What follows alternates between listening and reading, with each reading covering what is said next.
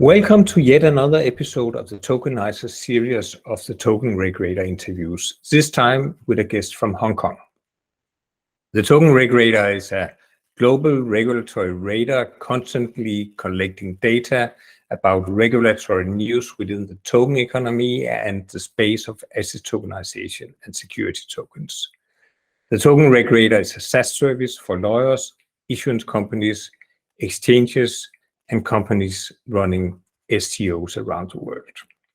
Today, I would like to welcome Padraig Walsh, who is a partner at the Hong Kong law firm Tanner De Witt. And my first question to you, Padraig, is quite simple. What kind of law firm is Tanner De Witt, and what is your company profile and your focus areas? Well, Tanner De Witt as a firm has fairly long and deep roots. So the firm was founded in the 1990s. We're an independent firm. Now, what that means is that we do a lot of international work, but only in respect of Hong Kong law. So actually, a lot of our work is work where we are referred instructions relating to Hong Kong law from other law firms. Other law firms around the world are many of our best clients for that reason. It's always a nice compliment when lawyers elsewhere think that, trust you enough as an extension of their own work and their own client relationships to be able to advise on issues to help them. In terms of the areas of practice that we have, it's quite a diversified firm. We have and diversified is a very good thing in this day and age because we have litigation, insolvency, corporate, commercial, and employment. So I like to think that we cover the entire life cycle of a business, although I wouldn't necessarily be saying to all of my clients that, hey, we've got an insolvency department also. In terms of the corporate commercial group, there are we cover all areas of private market work. So be that mergers and acquisitions, venture capital, private equity, fund formation, as well as commercial contracting and similar issues. I myself, I lead the TMT practice. Primarily with a focus around technology, but also some media and communications work, particularly in terms of interactive entertainment on the media side. But technology tends to be my core focus, and within that, a strong stream in relation to fintech, of which blockchain technologies are quite an important component. And as you know, I'm primarily interested in tokenization and the token economy. So how are you helping clients in this particular area, and what kind of clients come to you for assistance? A large part of it derives from the nature of the market in Hong Kong. So if you look at some of the characteristics of the Hong Kong market, it's a market that is very strong in respect of financial services. And within that financial services domain, a lot of it is around dealing activities. It's really a trading culture. So if you think of how that translates, if you think in respect of, say, a virtual asset being a form of commodity, as well as potentially other things, but at root a form of commodity, and people with a trading background in commodities or similar assets, financial assets, looking at virtual assets is something that they have a mindset for and a history and a background and a culture in. The actual instrument itself or the asset itself is different, but the species and characteristics of it are something that they can relate to and connect to. And so in that sense, Hong Kong has got pools of capital and people who know what to do with that capital. So it's a good market in respect of virtual assets. So it's not surprising that projects or different kinds of businesses within the cryptocurrency environment look to Hong Kong and say, oh, this is an interesting market.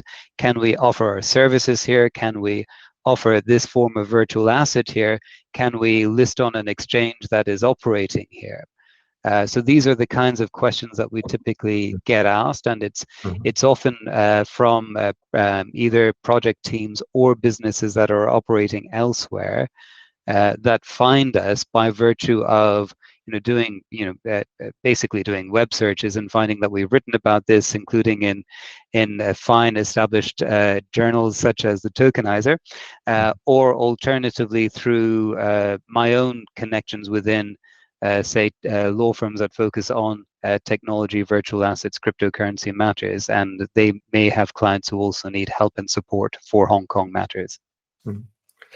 That's interesting. I want to ask you more about how things are developing in this market, but just one small question before that, because you use the term virtual asset, and it seems to me that it's a very Hong Kong. It's a Hong Kong term. At least it's used a lot in Hong Kong and in the Hong Kong laws as well. But it's not always used that much in other parts of the world and in some other regions. I think it's not used a lot in Europe. But what is the definition of a virtual asset? Is that the same as a digital asset, which is another term used in many areas? I mean, there's a lot of confusion of these terms. So it would be nice if you could tell me a little bit about your definition of virtual assets. And does that include security tokens also? At the moment, actually, that's an interesting point, because I'll address that in a moment. In terms of the origins of the term, I think Hong Kong was among the first of the jurisdictions that published regulatory guidance in respect of a licensing and regulatory regime in respect of virtual assets. Yeah. And it was the Securities and Futures Commission here that coined the word. So I've more or less ingrained it, printed it on the inside of my eyelids, so that I make sure that I'm using the term in the same guise as the regulator is, because it helps within keeping in the correct regulatory mindset for the work at hand. In reality, it's similar to what other jurisdictions would describe in relation to different forms of cryptocurrency. So it's a label that's put on something that people would be able to relate to, either as a security token, a utility token, a payment token. It can cover all of those. The way that Hong Kong looks at it in respect of regulation is more whether, for instance, it is a virtual asset that is a security, in which case securities regulation applies, or a virtual asset that is a utility token, in which case the new VASP regime might be relevant and could potentially apply. So the term virtual asset is more of an umbrella term. And then within that would be different streams of regulation depending on the nature or the characteristics of the token itself or of the virtual asset itself. I would say, I would look at a digital asset as being a slightly broader term, not necessarily a broader term than a virtual asset, but just a broader term generally, because there are many intangible assets that arise in a digital sphere that are not necessarily cryptocurrency related. Yeah, but that's splitting hairs, which is what lawyers do, I guess. Yeah, but it's important to get these basic terms right. I think if we want this industry to accelerate in the coming years. And talking about that, by the way, when we look at Hong Kong, do you think that the market has accelerated the way you expected it to, or has it been slower than expected? I mean, we have seen that in other parts of the world, and I'm talking about the token economy in general here. I think it depends on the specific part of the economy that you're looking at. If it's particularly within, say, let's say, take security tokens as an example, I would say there the development has been slower than anticipated, more by virtue of that there's a high regulatory bar of entry into that particular market in Hong Kong.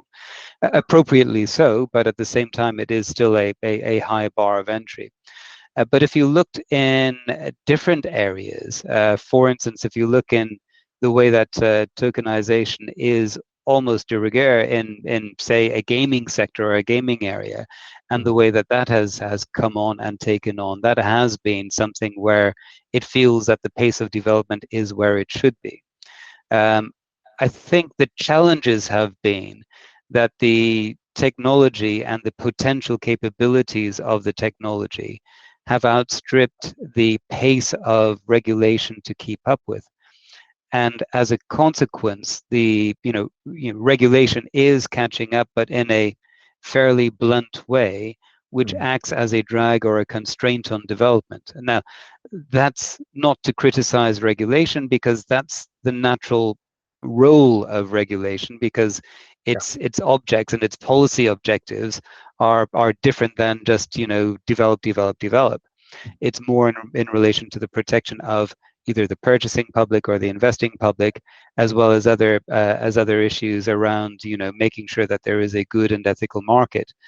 So quite how that will develop over the coming years is something that I think everyone is looking at. At the moment, for instance, within the licensing regime for the ATS license, which is like the Securities Exchange license for security tokens, and for the corresponding dealing license in respect of security tokens. I believe that there are only 2 licenses that have been granted in Hong Kong. So that would give an indication that it's not, I mean, with due respect to the 2 companies in question, it's not exactly a vibrant competitive market. Those companies in question are very, very good, top caliber companies, and they have reached a very high regulatory standard in order to be licensed with the Securities and Futures Commission. But frankly, it's not enough for a viable market. No, of course not. How do you expect this to change in the coming years, if we just look 2 or 3 years into the future?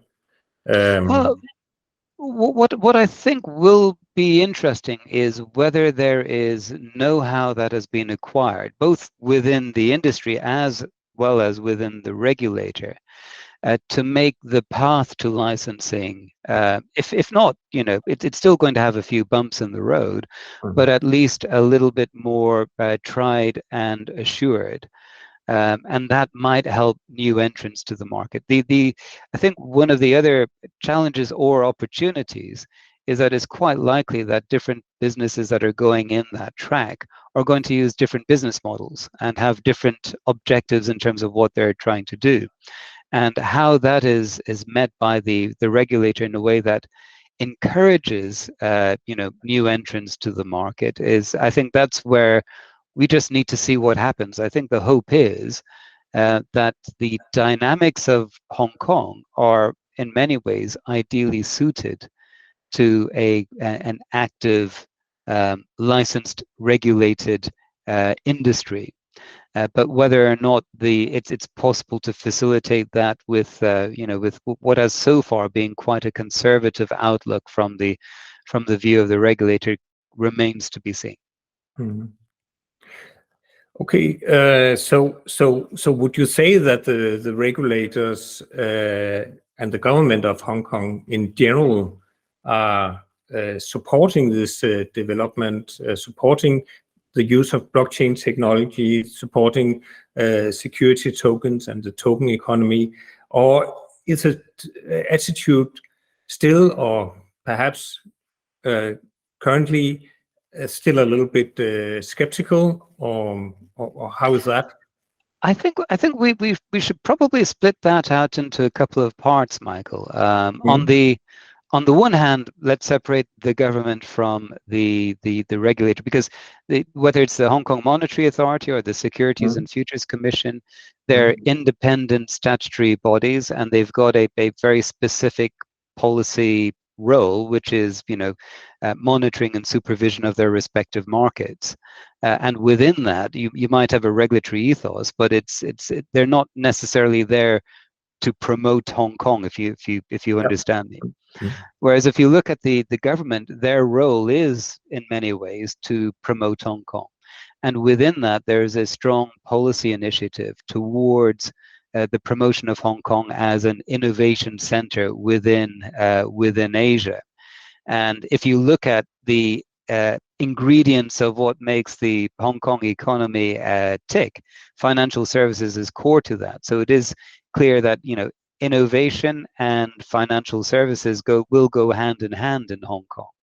And within that, then, if you then look at blockchain technology, again, you need to separate out that, because there are many use cases for blockchain technology, some of which will fall within a regulatory purview, some of which will not.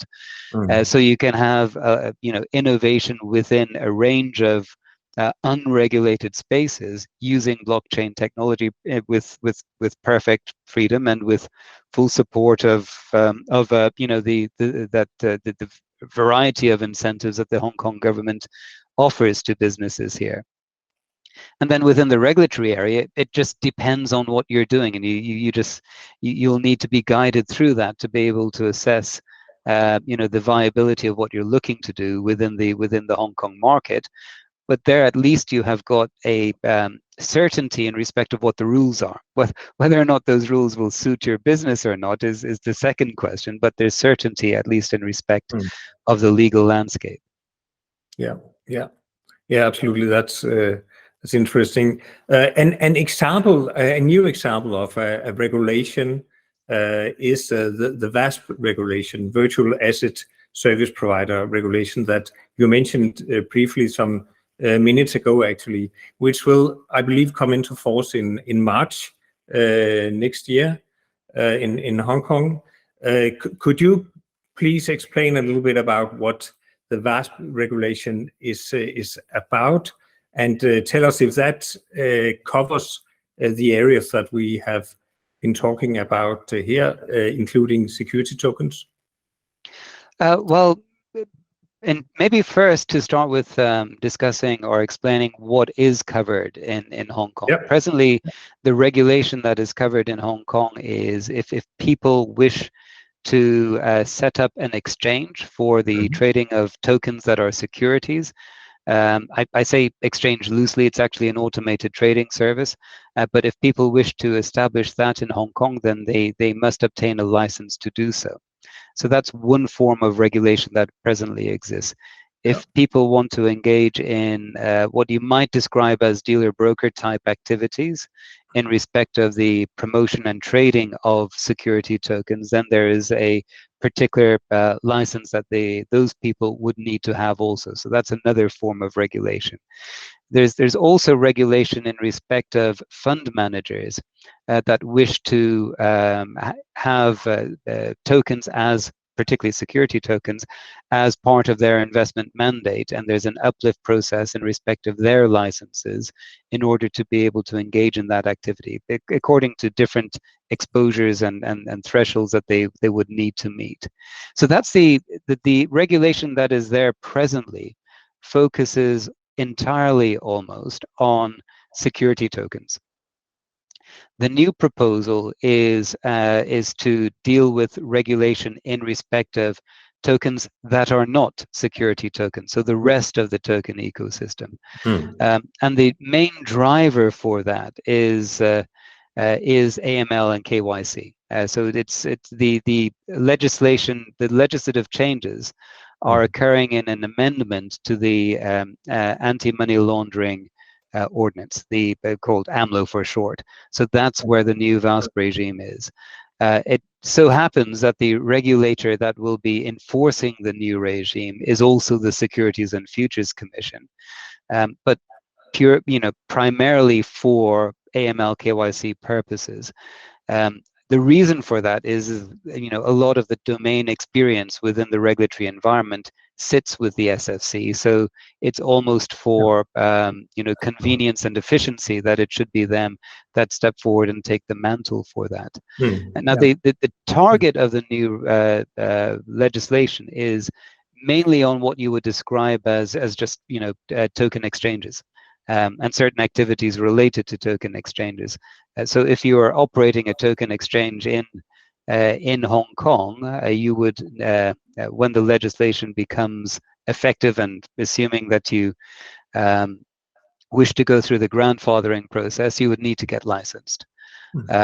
There are some carve-outs. So there are carve-outs that relate to central bank digital currencies and to certain tokens within, like loyalty programs and tokens related to things of that nature. But it pretty much covers the remainder of the token ecosystem. Yeah. Okay. Makes sense. Makes a lot of sense.